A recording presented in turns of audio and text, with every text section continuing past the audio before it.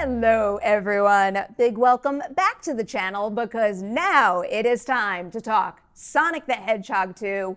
When the film begins, Sonic is all nice and settled in Green Hills with Tom and Maddie, but then Dr. Robotnik returns and he isn't alone. He found a partner in Knuckles. But Sonic has a new partner of his own too. This time around, he is teaming up with Tails. As someone who enjoyed playing the Sonic Sega games quite a bit growing up, just seeing Sonic, Tails, and Knuckles on screen together in this new movie was pretty much gonna win me over no matter what. But the success of that is more than just surface level fan service. I don't necessarily think this particular theme was a home run, but it did play pretty well. It is this idea that now that Sonic has settled down, he's feeling this overwhelming itch to use his power and become a hero. Given his tunnel vision in that particular pursuit, Sonic just forgets that being a hero isn't just about saving the day, it's also about looking out for others in the process. So, while I was very much delighted by seeing Sonic and Tails go on this big adventure together, I also deeply appreciated how their pairing bolsters that particular theme in the film. As for Knuckles, I very much enjoyed Idris Elba voicing that character, and I also got a pretty big kick out of the fish out of water vibes that character brings to the story. If you watched my last Sonic review, you know I like how Sonic brought that to film 1, and I very much enjoyed having that again here, but in a different way. Knuckles gives me Drax vibes a little bit, and if you know how I feel about that character in the Guardians movies, it's probably no surprise that I liked having that quite a bit here as well. As for our live action actors, yet again, I do need to emphasize how good Jim Carrey and James Marsden are in their respective roles, but I did find myself much more drawn to the animated characters this time around. There's more of them, obviously, but also it just felt like their connection to each other versus their connection to the human characters was much more so the focus and the heart of this installment. And, that does make sense to a degree. I suspect I would have been disappointed if I got a new movie with Sonic, Tails, and Knuckles in it and they didn't feel like the core of the story like they are in the end.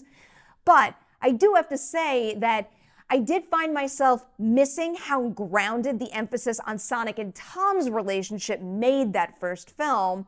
And in general, it does feel like Sonic 2 does lean into the sequel cliche of bigger and more. And, yes, you do need to evolve and grow from film to film with a series like this, but here it does feel like that winds up diluting the heart of the movie a bit. And I think the more complicated plot in this one contributes to that a bit too.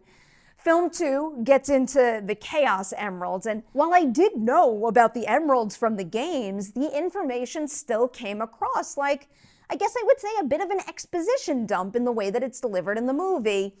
I do think they wind up getting away with it, and I think it's largely because of Knuckles, and specifically because of how deeply personal the pursuit of those emeralds is to him. But I do have to imagine there's got to be a less clunky and more impactful way to convey that kind of information. As for the visuals this time around now, I actually think the effects got even better here. If you watched my Sonic 1 review, you know that it took me way too long to finally watch that film, so that means I did watch it at home, and maybe this comment has something to do with that, but seeing Sonic 2 on the big screen, I was just really struck by the level of detail in the animation and also by how well these digital characters fit into live action settings. Still, I'm so endlessly impressed by that. All right, time to score Sonic 2. I am giving this movie 3.5 Deweys out of 5 on the Dewey Decimovie scale. It's pretty good and highly enjoyable, but it does pale in comparison to that first film in a number of ways. The big ones for me being that the plot is convoluted, I missed how grounded the first one felt, and also they don't have as much success with the humor this time around. But this is still a very solid film right here, and I think it earns its emotional payoff quite well. And also, in a world where we're constantly complaining about subpar video game adaptations, it does feel very necessary to emphasize this.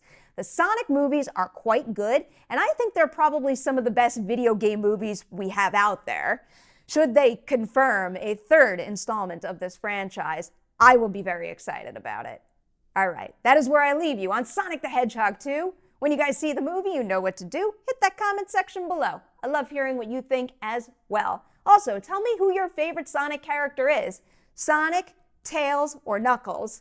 I'll tell you that even though I love Sonic so much from these movies now, when I was a kid and I played the games, I would play as Tails as much as possible. I always love Tails. I love Tails in this movie too. All right, that's where I'm leaving you. I'm taking off. But first, a Patreon shout out is owed to Nathan because this double dose of Sonic reviews is all thanks to him.